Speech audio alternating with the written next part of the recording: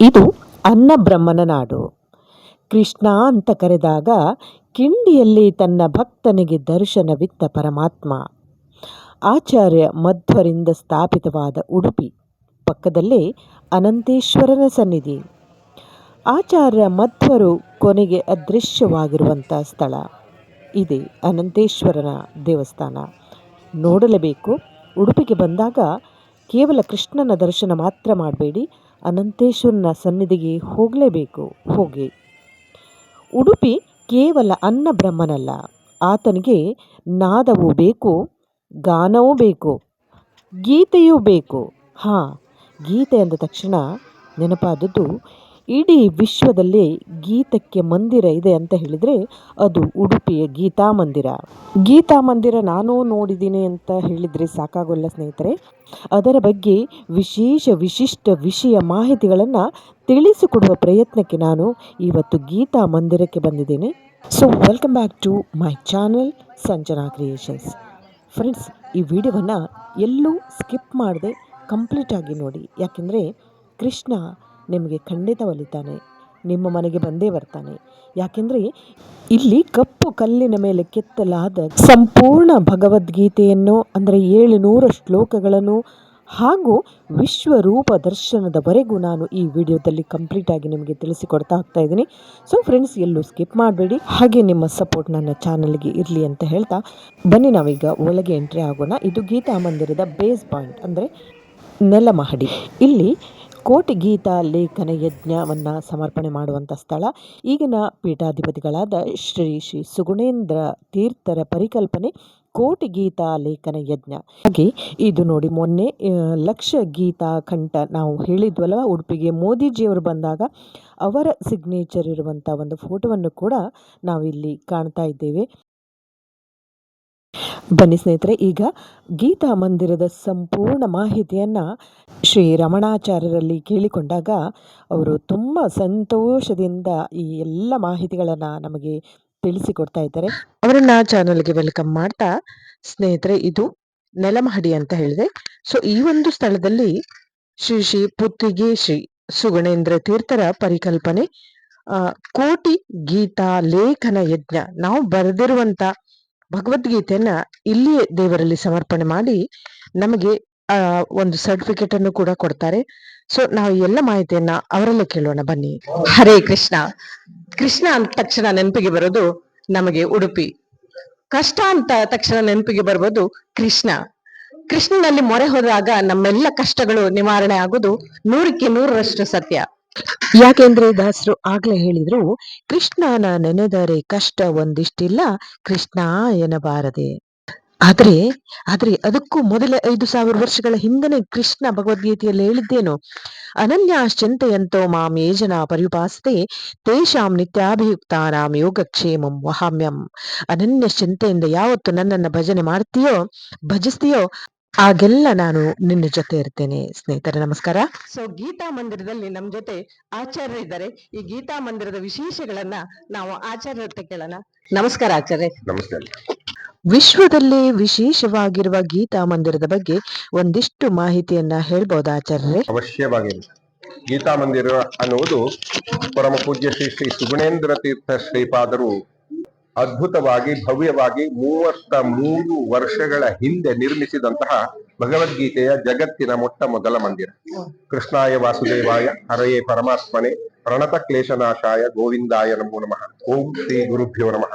ಶ್ರೀಮನ್ ಮಧ್ವಾಚಾರ್ಯ ಮೂಲ ಮಹಾಸಂಸ್ಥಾನ ಪರ್ಯಾಯ ಶ್ರೀ ಪುತ್ತಿಗೆ ಶ್ರೀ ಕೃಷ್ಣ ಮಠದ ಪರಮ ಪೂಜ್ಯ ಶ್ರೀ ಸುಗುಣೇಂದ್ರ ತೀರ್ಥ ಶ್ರೀಪಾದರು ಮತ್ತವರ ಶಿಷ್ಯ ಪರಮ ಪೂಜ್ಯ ಶ್ರೀ ಸುಶ್ರೀಂದ್ರ ತೀರ್ಥ ಶ್ರೀಪಾದಂಗಳವರ ಶುಭಾಶೀರ್ವಾದ ಮತ್ತು ಮಾರ್ಗದರ್ಶನದ ಜೊತೆಯಲ್ಲಿ ವಿಶ್ವಗೀತಾ ಪರ್ಯಾಯ ಇನ್ನೇನು ಕೆಲವೇ ದಿನಗಳಲ್ಲಿ ಸಂಪನ್ನಗೊಳ್ಳುವುದಿದೆ. ಇದಕ್ಕಿಂತ 2 ಪರ್ಯಾಯ ಪೂರ್ವದಲ್ಲಿ, ಅಂದರೆ ತಮ್ಮ 2ನೆಯ ಪರ್ಯಾಯದ ಕಾಲದಲ್ಲಿ ಪರಮ ಪೂಜ್ಯ ಶ್ರೀ ಸುಗುಣೇಂದ್ರ ತೀರ್ಥ ಶ್ರೀಪಾದರು ಈ 6 ಮಹಡಿಗಳ ಭವ್ಯ ದಿವ್ಯವಾದ ಗೀತಾ ಮಂದಿರವನ್ನು ನಿರ್ಮಿಸಿದರು. ಸಂಪೂರ್ಣವಾದ ಭಗವದ್ಗೀತೆಯ 700 ಶ್ಲೋಕಗಳನ್ನು ದುಗ್ಧಾಮೃತದ ಸ್ವರೂಪದಲ್ಲಿ ಮೊದಲನೆಯ ಮಹಡಿಯಲ್ಲಿ ಕೆತ್ತಿ ಜಗದ್ವಿಖ್ಯಾತವಾಗಿ ಈ ಮಂದಿರವನ್ನು ರೂಪಿಸಿದರು. ಇಲ್ಲಿ ಕಾಣುವಂತಹ ಗೋವಿಂದನ ಕೃಪೆಯಿಂದ ಇದು ನೆಲ ಅಂತಸ್ತು. ಇಲ್ಲಿ ಪೂಜ್ಯ ಶ್ರೀಪಾದರ 5 ಮಹಾಸಂಕಲ್ಪಗಳಲ್ಲಿ ಒಂದಾದ ಪ್ರಧಾನವಾದ ಕೋಟಿ ಗೀತಾ ಲೇಖನ ಯಜ್ಞದ ಸಮರ್ಪಣಾಲಯ ಇದೆ. ಈ ಕಡೆ ನೋಡಿದ್ರೆ ಕಾಣಿಸ್ತಾ ಇದೆ. ಈಗಾಗಲೇ ಗೀತೆಗಳನ್ನು ಬರೆದಂಥವರು ಇಲ್ಲಿ ಸಮರ್ಪಣೆ ಮಾಡ್ತಾರೆ. ಕೋಟಿ ಗೀತಾ ಲೇಖನ ಯಜ್ಞ ಜಗತ್ತಿನ 1 ಕೋಟಿ ಜನರಿಂದ ಅವರ ಆಯ್ಕೆಯ ಯಾವುದೇ ಭಾಷೆಗಳಲ್ಲಿ, ಅಂದ್ರೆ 8 ಭಾಷೆಗಳ ಆಯ್ಕೆ ಇದೆ, ಅದರಲ್ಲಿ ಭಗವದ್ಗೀತೆಯನ್ನು ಬರೆದು ಅದನ್ನು ಇಲ್ಲಿ ಪೂಜ್ಯ ಶ್ರೀಪಾದರ ದಿವ್ಯ ಹಸ್ತಗಳ ಮೂಲಕ ಭಗವಂತನ ಸನ್ನಿಧಿಯಲ್ಲಿ ಸಮರ್ಪಣೆ ಮಾಡಿ ಆ ಪುಸ್ತಕಗಳಿಗೆ ಮಠದ ಮುದ್ರೆ, ಗುರುಗಳ ಮುದ್ರೆ ಹಾಕಿ ಸ್ವತಃ ಗುರುಗಳೇ ಇಲ್ಲಿ ಇದೇ ಪೀಠದಲ್ಲಿ ಕುಳಿತು ಬರೆದಂತಹ ಭಜಕರಿಗೆ, ಯಜ್ಞಕರ್ತರಿಗೆ ಅವುಗಳನ್ನು ಹಂಚುವ ಕೆಲಸವನ್ನು ಮಾಡ್ತಾರೆ, ಅವರಿಗೆ ವಿತರಿಸ್ತಾರೆ. ಖಂಡಿತ ಇವತ್ತು ನಾನು ಅದನ್ನು ಕೂಡ ಬರೆದು ತಂದಿದ್ದೇನೆ. ಅದನ್ನ ಮಧ್ಯಾಹ್ನ ಮೇಲೆ ನಾನು ಕೂಡ ಸಮರ್ಪಣೆ ಮಾಡ್ತಾ ಇದ್ದೇನೆ. ಈಗ ನಾವು ಫಸ್ಟ್ ಮೊದಲ ಮಹಡಿ ಹೋಗಿ ಭಗವದ್ಗೀತೆಯನ್ನು ಬರೆದಂತ ಅಲ್ಲಿಗೆ ಹೋಗೋಣ. ನಾವು ಅವಶ್ಯವಾಗಿ ಮೊದಲನ ಮಹಡಿಗೆ ಹೋಗೋಣ, ಬನ್ನಿ. ಎಸ್, ಈಗ ನಾವು ಮೊದಲನೇ ಮಹಡಿಯಲ್ಲಿರುವ ಇನ್ನೊಂದು ವಿಶೇಷವನ್ನ ಮೊದಲು ಹೇಳಬೇಕು ಸ್ನೇಹಿತರೆ. ಹಿಂದಿನ ಕಾಲದಲ್ಲಿ ಕೆಲವು ಆಧ್ಯಾತ್ಮಿಕ ಗ್ರಂಥಗಳನ್ನ ಆಲ್ಮೋಸ್ಟ್ ಅಲ್ಲಿ ಎಲ್ಲವನ್ನ ತಾಳೆಗರಿಯಲ್ಲಿ ಬರೆದು ಶೇಖರಣೆ ಮಾಡ್ತಿದ್ರು. ಇವತ್ತಿಗೂ ಕೂಡ ನಮ್ಮ ಮನೆಯಲ್ಲಿ ಹಳೆ ಕಾಲದ ರಾಮಾಯಣ, ಹಳೆಗನ್ನಡದ ರಾಮಾಯಣ ಇದೆ. ಸೊ ಇಲ್ಲಿ ನಾವು ಅದನ್ನ ಕಾಣ್ತಾ ಇದ್ವಿ. ಬೇರೆ ಬೇರೆ ಗ್ರಂಥಗಳನ್ನ ತುಳು, ಹಿಂದಿ, ತೆಲುಗು, ಈಗ ಬೇರೆ ಬೇರೆ ಲ್ಯಾಂಗ್ವೇಜ್ ಅಲ್ಲ. ಅದರ ಬಗ್ಗೆ ಆಚಾರ್ಯರಲ್ಲಿ ಕೇಳಿದಾಗ ಅವರು ಹೇಳಿದ್ದೆಷ್ಟು, ಪರಮ ಪೂಜ್ಯ ಶ್ರೀ ಸುಗುಣೇಂದ್ರ ತೀರ್ಥ ಶ್ರೀಪಾದರ ಪೂರ್ವವಾದ ತಾಳೆ ಗರಿಗಳ ಗ್ರಂಥಗಳ ಸಂಗ್ರಹ ಇದು. ಉದಾಹರಣೆಗೆ ಗೀತಾ ವಿವೃತ್ತಿ ಅನ್ನುವ ಹಸ್ತಪ್ರತಿ. ನಾವೆಲ್ಲ ತಿಳಿದ ಹಾಗೆ ಮೊದಲಿನ ಕಾಲದಲ್ಲಿ ಪ್ರತಿ ಒಂದು ಗ್ರಂಥವು ಕೂಡ ಒಂದು ಹಸ್ತಪ್ರತಿ ಆಗ್ತಿತ್ತು. ಇದರದ್ದು 100 ಪ್ರತಿಗಳು ಬೇಕಾದ್ರೆ 100 ಜನ 100 ಸಲ ಬರಿಬೇಕು. ಕಂಠದಲ್ಲಿ ಇಂತಹ ತಾಳೆಯ ಗರಿಗಳ ಮೇಲೆ ತಾಯಿಯನ್ನು ಬಳಸಿ ಬರಿತಾ ಇದ್ರು. ಇಲ್ಲಿ ಅಕ್ಷರಗಳನ್ನು ಅತ್ಯಂತ ಸ್ಫುಟವಾಗಿ ಕೊರೆದದ್ದನ್ನು ಆಸಕ್ತರಿಗೆ ಕಾಣಿಸುವುದಕ್ಕಾಗಿ ದೂರದರ್ಶಕದ ವ್ಯವಸ್ಥೆಯನ್ನು ಕೂಡ ಸ್ವಾಮಿಗಳು ಮಾಡಿದ್ದಾರೆ. ಈ ಸೂಕ್ಷ್ಮ ಅಕ್ಷರಗಳನ್ನು, ತುಳು ಭಾಷೆಯ ಲಿಪಿಯನ್ನು ನಾವಿಲ್ಲಿ ಕಾಣ್ತಾ ಇದ್ದೇವೆ. ಪೂಜ್ಯ ಶ್ರೀಪಾದರ ನಿರ್ದೇಶನದಂತೆ ವಾದಿರಾಜ ಸಂಶೋಧನಾ ಪ್ರತಿಷ್ಠಾನ ಅನ್ನುವಂತಹ ಸಂಸ್ಥೆಯ ಮೂಲಕ ಇದೇ ಗೀತಾ ಮಂದಿರದ 2ನೇ ಮಹಡಿಯಲ್ಲಿ ಸಂಪೂರ್ಣವಾದಂತಹ ಇವುಗಳನ್ನು ಲಿಪಿಬದ್ಧಗೊಳಿಸುವ ಮತ್ತು ಡಿಜಿಟಲೀಕರಣ ಅಂತ ನಾವೇನು ಕರಿತೇವೆ ಅದನ್ನು ಮಾಡಿ ಶಾಶ್ವತವಾಗಿ ಸಂರಕ್ಷಿಸುವಂತಹ ಕೆಲಸ ಕಾರ್ಯಗಳು ನಡೀತಾ ಇವೆ. ಅತ್ಯಂತ ಅಪೂರ್ವವಾದ ಯೋಜನೆ. ಸಂಸ್ಕೃತಿ ಸಂರಕ್ಷಣೆ ಕಾರ್ಯದಲ್ಲಿ ಪೂಜ್ಯ ಶ್ರೀಪಾದರು ತೊಡಗಿದ್ದಾರೆ. ಇದು ತುಳುದಲ್ಲೂ ಮಾತ್ರ ಇದೆಯಾ, ಇಲ್ಲಿ ಸುಮಾರಷ್ಟು ಇದೆಯಲ್ಲ? ಇದೆಲ್ಲ ಬೇರೆ ಬೇರೆ ಲ್ಯಾಂಗ್ವೇಜ್ ಅಲ್ಲ ಅಥವಾ ಕನ್ನಡದಲ್ಲೂ ಇದೆಯಾ? ಇಲ್ಲಿರುವಂತಹ ಬಹುಪಾಲು ಎಲ್ಲಾ ಗ್ರಂಥಗಳು ಹೆಚ್ಚಿನವು ತುಳು ಭಾಷೆಯಲ್ಲಿವೆ. ಸಂಸ್ಕೃತದಲ್ಲಿ ಇರುವಂತಹ ಗ್ರಂಥಗಳು ಕೂಡ ಸಾಕಷ್ಟಿವೆ. ತೆಲುಗು, ತಮಿಳಿನದ್ದು ಅಪೂರ್ವವಾಗಿದೆ. ಈ ಎಲ್ಲಾ ಭಾಷೆಗಳ ಗ್ರಂಥಗಳು ಕೂಡ ಇಲ್ಲಿ ಇವೆ. ನಿಜ, ಇಂಥ ಲಿಪಿಗಳನ್ನ ಡಿಜಿಟಲೀಕರಣಗೊಳಿಸುವ ಮೂಲಕ ಮುಂದಿನ ಪೀಳಿಗೆಗೂ ಕಾಯ್ದುಕೊಂಡು ಹೋಗಲು ಕಾರಣವಾಗಿದೆ. ನೋಡಿ, ಇದರಲ್ಲಿ ಷೋಡಶ ಸಂಸ್ಕಾರಗಳು, ಧನ್ವಂತರಿ, ಆಯುರ್ವೇದಿಕ್, ಹಾಗೆಯೇ ಪುರಾಣಗಳು, ಪುಣ್ಯ ಕಥೆಗಳು, ಹಲವಾರು ರೀತಿಯ ತಾಳೆಗರಿಯ ಗ್ರಂಥಗಳನ್ನ ನಾವು ಇಲ್ಲಿ ನೋಡ್ತಾ ಹೋಗ್ತೇವೆ. ಅದನ್ನ ಎಷ್ಟು ಚಂದದಲ್ಲಿ ಕಾಯ್ದುಕೊಂಡು ಹೋಗಲು ಗುರುಗಳ ಅನುಗ್ರಹ ಇದೆ ಅನ್ನೋದು ಇದರಲ್ಲಿ ಗೊತ್ತಾಗತ್ತೆ. ಪುತ್ತಿಗೆ ಶ್ರೀಗಳ ಇನ್ನೊಂದು ವಿಶೇಷ ಅಂದ್ರೆ, ಯಾವುದೇ ಒಂದು ವಿಷಯಕ್ಕೆ ಕೈ ಹಾಕಿದರೆ ಅದನ್ನ ಫೈನಲ್ ಮಾಡಿಯೇ ಬಿಡೋರು ಅಂತ ಗುರುಗಳು ನಮ್ಮ ಈಗಿನ ಪುತ್ತಿಗೆ ಮಠದ ಗುರುಗಳು. ಗೀತಾ ಸಂದೇಶ ನಾವು ಕಾಣ್ತಾ ಇದ್ದೇವೆ. ಇದೇ ಜಾಗದಲ್ಲಿ ಕುಳಿತು ಪ್ರತಿದಿನ ಭಗವದ್ಗೀತೆಯನ್ನ ಪಠಿಸ್ತಾರೆ. ಇದನ್ನ ಪಠಿಸ್ಲಿಕ್ಕೆ ಮೊದಲೇ ನಿಗದಿ ಮಾಡ್ಕೊಂಡಿರ್ಬೇಕು. ತಿಂಗಳಲ್ಲಿ ಈ ಒಂದು ದಿನದಲ್ಲಿ ಬರ್ತೇವೆ ಅಂತ ಹೇಳಿ ಅಲ್ಲಿ ಎಂಟ್ರಿ ಮಾಡಿರ್ಬೇಕು. ಇಲ್ಲಿ ಪ್ರತಿದಿನ 2 ತಂಡಗಳು, ಅಂದ್ರೆ ಬೆಳಿಗ್ಗೆ 10 ಗಂಟೆಯಿಂದ ಮಧ್ಯಾಹ್ನ 1 ಗಂಟೆವರೆಗೆ 18 ಅಧ್ಯಾಯಗಳು ಹೇಳಲಾಗುತ್ತೆ, 700 ಶ್ಲೋಕಗಳು. ಆಮೇಲೆ ಪುನಃ 1 ಗಂಟೆಯಿಂದ ಬೇರೆ ಒಂದು ತಂಡದವರು ಬಂದು ಗೀತ ಪಠಣ ಮಾಡ್ತಾರೆ. ಸೊ ದಿನಕ್ಕೆ 2 ತಂಡಗಳು ಇಲ್ಲಿ ಬರಬಹುದು. ಇದನ್ನ ಮೊದಲೇ ನಿಗದಿ ಮಾಡಿರ್ಬೇಕು.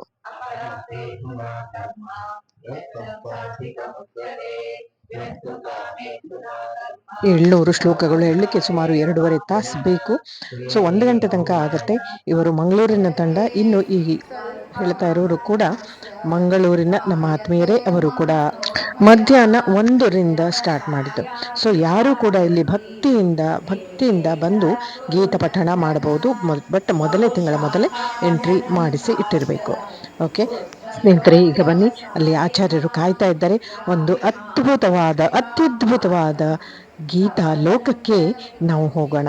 ನಿಜ, ಯಾವುದೇ ಸಂಸ್ಕೃತದ ಗಂಧ ಗಾಳಿ ಇಲ್ಲದ ಒಬ್ಬ ವ್ಯಕ್ತಿ ಸಂಸ್ಕೃತದಲ್ಲಿ 700 ಶ್ಲೋಕಗಳನ್ನು ಹಾಗೂ ವಿಷ್ಣು ಸಹಸ್ರನಾಮವನ್ನು ಕೂಡ ಕಲ್ಲಿನಲ್ಲಿ ಕೆತ್ತಿದ್ದಾನೆ. ಅಂದ್ರೆ ಇಲ್ಲಿ ಕೃಷ್ಣನ ಅನುಗ್ರಹ ಇಲ್ಲದೆ ಒಂದು ಹುಲ್ಲು ಕಡ್ಡಿಯು ಚಲಿಸಲಾರದು.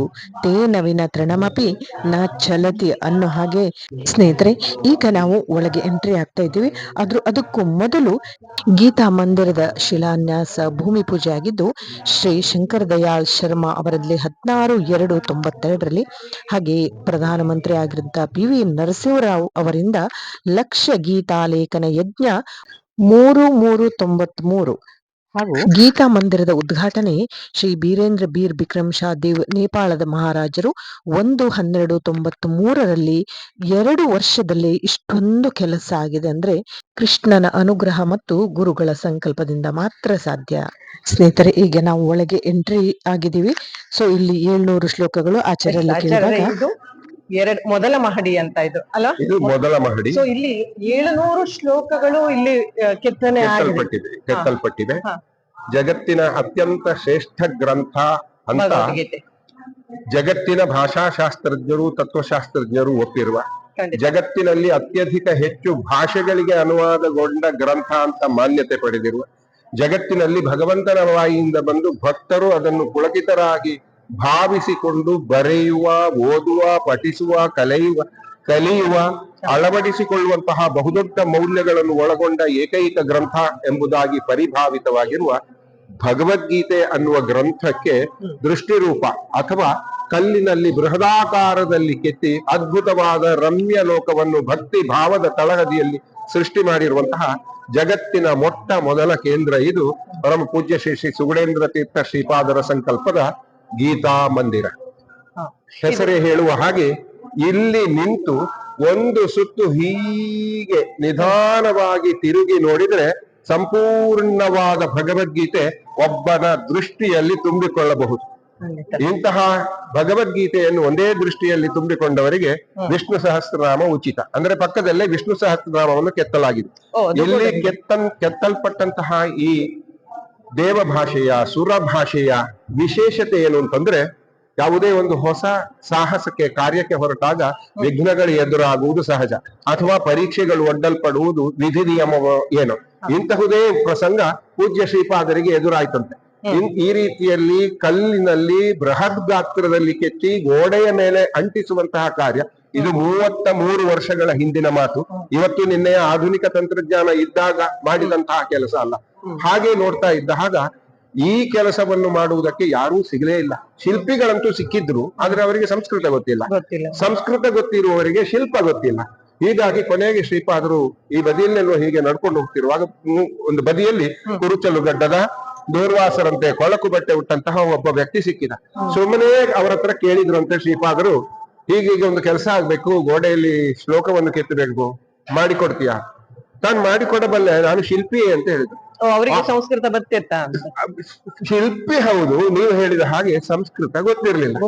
ಸಂಸ್ಕೃತ ಗೊತ್ತಿಲ್ಲದವರ ಹತ್ರ ಇದನ್ನು ಕೆತ್ತಿಸುವುದು ಹೇಗೆ ಅಂತ. ಆದ್ರೆ ಸಂಸ್ಕೃತ ಗೊತ್ತಿಲ್ಲದಿದ್ರೆ ಇದನ್ನು ಕೆತ್ತತೀಯಾ ಅಂತ ಕೇಳಿದ್ದಕ್ಕೆ ಆಯ್ತು ಅಂತ ಹೇಳಿದವನ ಮುಂದೆ ಪೂಜ್ಯ ಶ್ರೀಪಾದರು ಸಂಸ್ಕೃತದ ಶ್ಲೋಕಗಳನ್ನಿಟ್ಟಾಗ ಸಂಸ್ಕೃತದ ಅಕ್ಷರಗಳನ್ನು ಚಿತ್ರವನ್ನು ಕೆತ್ತುವಂತೆ ಈ ಕಲ್ಲಿನ ಮೇಲೆ ಕೆತ್ತಿದರಂತೆ. ಇವತ್ತಿಗೂ ಕೂಡ ಇಷ್ಟೂ 700 ಶ್ಲೋಕಗಳಲ್ಲಿ ಒಂದು ತಪ್ಪನ್ನಾದರೂ ಹುಡುಕಿ ಕೊಟ್ಟವರಿಗೆ ವಿಶೇಷ ಬಹುಮಾನ ಇದೆ. ಅವರೊಬ್ಬರೇ ಇದನ್ನು ಕೆತ್ತಿದ್ರು. ಅಂತಹ ಪವಾಡಗಳು ಹಲವಾರು ಸಂಭವಿಸಿದೆ. ಲಕ್ಷ ಗೀತಾ ಲೇಖನ ಯಜ್ಞ ಅಂತ ಈ ಮಂದಿರವನ್ನು ಕಟ್ಟುವ ಸಂದರ್ಭದಲ್ಲಿ ಪೂಜ್ಯ ಶ್ರೀಪಾದರು ಸಂಕಲ್ಪ ಮಾಡಿದ್ರು. ಲಕ್ಷಾಂತರ ಜನರಿಂದ ಗೀತೆಯನ್ನು ಬರೆಸಿದ್ರು. ಆ ಬಳಿಕ ಇದೀಗ ತಮ್ಮ ಕೋಟಿ ಗೀತಾ ಯಜ್ಞ ಚತುರ್ಥ ಪರ್ಯಾಯವನ್ನು ವಿಶ್ವಗೀತಾ ಪರ್ಯಾಯ ಎಂಬುದಾಗಿ ಹೆಸರಿಸಿ 1 ಕೋಟಿ ಜನರಿಂದ ಭಗವದ್ಗೀತೆಯನ್ನು ಬರೆಯಿಸುವ ಕೆಲಸವನ್ನು ಮಾಡಿದ್ರು. ಈಗ ಮತ್ತೆ ಅದನ್ನು 2 ವರ್ಷಕ್ಕೆ ಮುಂದುವರಿಸಿ 2 ವರ್ಷ ಈ ಅಪೂರ್ವವಾದಂತಹ ಜೀವಮಾನದ ಅವಕಾಶ ಅಷ್ಟು ಜನರಿಗೆ ಸಿಗುವಂತದ್ದಿದೆ. ಇಂತಹ ಎಲ್ಲ ಕಾರಣಗಳಿಂದಾಗಿ ಭಗವದ್ಗೀತೆಗಾಗಿಯೇ ಇಂತಹ ಅತ್ಯದ್ಭುತವಾದ ಮಂದಿರವನ್ನು ನಿರ್ಮಿಸಿದ ಪೂಜ್ಯ ಶ್ರೀಪಾದರಿಗೆ ಕೃಷ್ಣ ಭಕ್ತರು, ಭಗವದ್ಗೀತೆಯ ಭಕ್ತರು, ಈ ನೆಲವನ್ನು ಪ್ರೀತಿಸುವವರು, ಇಲ್ಲಿನ ಜಲವನ್ನು ಅನುಭವಿಸ್ಲಿಕ್ಕೆ ಇಷ್ಟಪಡುವವರು ಎಷ್ಟು ಕೃತಜ್ಞತೆ ಹೇಳಿದ್ರು ಸಾಲದು. ಖಂಡಿತ ಇದು ಸಾಧಾರಣವಾಗಿ ಮಾಡುವಂತ ಕೆಲಸ ಅಲ್ಲ. ಒಂದು ವಿಶೇಷವಾದ ಒಂದು ಕೃಷ್ಣನ ಅನುಗ್ರಹ ಇದ್ರೆ ಸಾಧ್ಯ ಇಷ್ಟೊಂದು ಕೆತ್ತಲಿಕ್ಕೆ. ಏನೋ ಬರದೇ ಇರುವಂತ ಒಂದು ಸಂಸ್ಕೃತವೇ ಗೊತ್ತಿಲ್ಲದೆ ಇರುವಂತ ಒಬ್ಬ ವ್ಯಕ್ತಿಗೆ ಖಂಡಿತ ಕೃಷ್ಣನ ಅನುಗ್ರಹ ಇದ್ದೇ ಮಾಡ್ಲಿಕ್ಕೆ ಸಾಧ್ಯ ಅಂತ ಅನಿಸುತ್ತೆ. ನಾವು ಎರಡೇ ವಿಷಯಗಳನ್ನು ನಂಬಿರುವುದು. ಒಂದು ಕೃಷ್ಣಾನುಗ್ರಹ, ಆಚಾರ್ಯ ಮಧ್ವರ ರಜತ ಪೀಠ ಇದು. ಇನ್ನೊಂದು ಗುರುಪೀಠದ ಕೃಪೆ. ಗುರುಪೀಠ. ಇದೆರಡು, ಹರಿ ಗುರು ಇಬ್ರು ಇರುವುದರಿಂದ ಮಾತ್ರ ಈ ಸಾಧನೆ ಸಾಧ್ಯ ಆಗಿದೆ. ಪೂಜ್ಯ ಶ್ರೀಪಾದರ ಬೆಳವಣಿಗೆಗಳ ಹಂತ ಹೇಗಿರ್ತದೆ ಅಂದ್ರೆ, ವರ್ಷದಿಂದ ವರ್ಷಕ್ಕೆ ಅದನ್ನು ಉನ್ನತೀಕರಿಸುವಂತಹ ಬಹುದೊಡ್ಡ ಕೈಂಕರ್ಯಗಳನ್ನು. ಅದರ ಒಂದು ಉದಾಹರಣೆ ಇಲ್ಲಿರುವಂತಹ ಅನಂತ ಪದ್ಮನಾಭ. ಇದು ಈ ವರ್ಷ ವಿಶ್ವಗೀತಾ ಪರ್ಯಾಯದ ಹಿನ್ನೆಲೆಯಲ್ಲಿ ಈ ಗೀತಾ ಸಂದೇಶ ದರ್ಶನ ಸಭಾ ಎಂಬುದಾಗಿ ಹೆಸರಿಟ್ಟಿರುವಂತಹ ಈ ಗೀತಾ ಮಂದಿರದ ಈ ಭಾಗದಲ್ಲಿ ಹೊಸದಾಗಿ ಬಂದಂತಹ ಅತಿಥಿ. ಇಲ್ಲಿ ಸಮುದ್ರದ ಹಿನ್ನೆಲೆಯಲ್ಲಿ, ಅಂದ್ರೆ ಸಮುದ್ರದಲ್ಲಿ ಪವಡಿಸಿರುವಂತಹ ಅನಂತ ಪದ್ಮನಾಭನನ್ನು ಪೂಜ್ಯ ಶ್ರೀಪಾದರು ಪರಿಕಲ್ಪಿಸಿದ್ದಾರೆ. ಅದು ಇತ್ತೀಚೆಗೆ ಆಗಿರುವಂತ, ಇದು ಈ ವರ್ಷವಷ್ಟೇ ಇಲ್ಲಿ ಪ್ರತಿಷ್ಠಾಪನೆ ಆಗಿರುವಂತದ್ದು. ಇದೇ ರೀತಿ ಇಡೀ ಗೀತಾ ಮಂದಿರವನ್ನು 6 ಮಹಡಿಗಳವರೆಗೆ ವಿಸ್ತರಿಸಿದ್ದಾರೆ. ಅವಕಾಶ ಇದ್ರೆ ಸೈಡಿಗೆ, ಹಿಂದಕ್ಕೆ, ಮುಂದಕ್ಕೆ ಕೂಡ ವಿಸ್ತರಿಸ್ತಾ ಇದ್ರೆ ಅನ್ನೋ ಪೂಜ್ಯ ಶ್ರೀಪಾದರು ಅಲ್ಲಿ ಅವಕಾಶಗಳಿಲ್ಲದಿರುವುದರಿಂದ ಎತ್ತರಕ್ಕೆ 6ನೆಯ ಮಹಡಿಯವರೆಗೆ ಈ ಗೀತಾ ಮಂದಿರದ ವ್ಯಾಪ್ತಿ ಹರಡಿದೆ. ಎಸ್, ನಾವು ಮೇಲಿನ ಮಾಡಿ ಹೋಗೋಕ್ಕೂ ಮುಂಚೆ ಒಮ್ಮೆ ಇಲ್ಲಿ ಬರೆದಿರುವಂತ ಯಾವುದೇ ಆಧುನಿಕ ತಂತ್ರಜ್ಞಾನದ ಅನುಭವ ಇಲ್ಲದೆ, ಸಂಸ್ಕೃತದ ಗಂಧಗಾಳಿಯೂ ಇಲ್ಲದೆ 33 ವರ್ಷಗಳ ಹಿಂದೆ ಸಂಸ್ಕೃತ ಬರದ ಒಬ್ಬ ವ್ಯಕ್ತಿ ಕೆತ್ತಿದ್ದಾನೆ ಅಂತ ಹೇಳಿದ್ರೆ ಅವನಿಗೆ ಶಿಲ್ಪಕಲೆ ಗೊತ್ತಿತ್ತು, ಸಂಸ್ಕೃತ ಗೊತ್ತಿರ್ಲಿಲ್ಲ. ಇವಿಷ್ಟು 700 ಶ್ಲೋಕಗಳನ್ನ ಕಲ್ಲಿನ ಮೇಲೆ ಕೆತ್ತಿದ್ದಾನೆ. ಅಷ್ಟೇ ಅಲ್ಲ, ನೋಡಿ, ನಾನು ಬೇರೆ ಬೇರೆ ಅಧ್ಯಾಯಗಳನ್ನೆಲ್ಲಿ ಹೇಳ್ತಾ ಹೋಗ್ತಾ ಇದ್ದೇನೆ. ಇಲ್ಲಿ ಬೇಕಾಗಿರುವಂತದ್ದು ದೇವರ ಅನುಗ್ರಹ ಮತ್ತು ಗುರುಗಳ ಸಂಕಲ್ಪ, ಅವೆರಡೂ ಆ ವ್ಯಕ್ತಿಗೆ ಇತ್ತು ಅಂತ ಕಾಣಿಸುತ್ತೆ. ಹಾಗಾಗಿ ಬರಲಿಕ್ಕೆ ಸಾಧ್ಯ ಆಯ್ತು. ನಿಜವಾಗ್ಲೂ ಅಕ್ಷರ ಗೊತ್ತಿಲ್ಲದವನು ಹೇಗೆ ಕೆತ್ತಿದ ಅನ್ನೋದು ಮೋಸ್ಟ್ಲಿ ಒಂದು ಪವಾಡವೇ ಸರಿ. ಸ್ನೇಹಿತರೆ, ಅಕ್ಷರದ ಸಂಸ್ಕೃತದ ಗಂಧಗಾಳಿ ಇಲ್ಲದ ಒಬ್ಬ ಮನುಷ್ಯ 18 ಅಧ್ಯಾಯ 700 ಶ್ಲೋಕಗಳನ್ನು ಕೆತ್ತಾನೆ ಆದ್ರೆ ನಿಜವಾಗ್ಲೂ ಕೃಷ್ಣನ ಅನುಗ್ರಹ ಇಲ್ಲದೆ ಏನೂ ಸಾಧ್ಯ ಇಲ್ಲ ಅನ್ನೋದು ನಮಗೆ ಈ ಒಂದೇ ಒಂದು ಇದರಲ್ಲಿ ಸಹ ಗೊತ್ತಾಗುತ್ತೆ. ಬನ್ನಿ, ಮುಂದಿನ ದಶಮಾಧ್ಯಾಯ ಆಯ್ತು, ಮುಂದೆ ಇನ್ನು 8 ಅಧ್ಯಾಯಗಳನ್ನು ನೋಡ್ತಾ ಬರುವ. ಅಷ್ಟೇ ಅಲ್ಲ, ಇಷ್ಟು ಶ್ಲೋಕಗಳಲ್ಲಿ ಒಂದೇ ಒಂದು ಮಿಸ್ಟೇಕ್ಗಳನ್ನು ಕೂಡ ಮಾಡಿಲ್ಲ ಅನ್ನೋದು ಅಷ್ಟೇ ಸತ್ಯ ಅಂತ ಆಚಾರ್ಯರು ಹೇಳ್ತಾರೆ. ದ್ವಾದಶ, ತ್ರಯೋದಶ ಅಧ್ಯಾಯ, 13ನೇ ಅಧ್ಯಾಯ. ಹಾಗೆ ಇದನ್ನ ಕೆತ್ತನೆ ಮಾಡ್ಲಿಕ್ಕೆ ತೆಗೆದುಕೊಂಡಿರುವಂತ ಸಮಯ 1 ವರ್ಷ ಅಂತೆ. 1 ವರ್ಷದಲ್ಲಿ ಇದು ಆಗಿದೆ ಅಂತ. ಪಂಚದಶೋಧ್ಯಾಯ, ಷೋಡಶ 16ನೇ ಅಧ್ಯಾಯ, ಸಪ್ತದಶೋಧ್ಯಾಯ 17, 18ನೇ ಅಧ್ಯಾಯ, ಫುಲ್ 18ನೇ ಅಧ್ಯಾಯ ಇಲ್ಲಿಂದ ಕಂಪ್ಲೀಟ್ ಆಗಿ 78 ಶ್ಲೋಕಗಳಿದೆ ಇಲ್ಲಿ. ಫುಲ್ 48 ಇಲ್ಲಿವರೆಗೆ. ಸೊ ಇಲ್ಲಿವರೆಗೆ 18ನೇ ಅಧ್ಯಾಯ ಕಂಪ್ಲೀಟ್ ಆಯ್ತು. ಇನ್ನು ಮುಂದೆ ಇಲ್ಲಿ ವಿಷ್ಣು ಸಹಸ್ರನಾಮ ಕೂಡ ನಾವು ಇಲ್ಲಿ ಕಾಣ್ತೇವೆ. ವಿಷ್ಣು ಸಹಸ್ರನಾಮದಲ್ಲಿ ಸೊ ಅಲ್ಲಿಂದ ಅಲ್ಲಿವರೆಗೆ ಕೂಡ ಕಂಪ್ಲೀಟ್ ಆಗಿ ಅದನ್ನು ಕೂಡ ಕೆತ್ತಿರುವಂತದ್ದು ಬಹಳ ಒಂದು ವಿಶೇಷವಾದ ಸ್ನೇಹಿತರೆ. ಇದು ನೋಡಿ,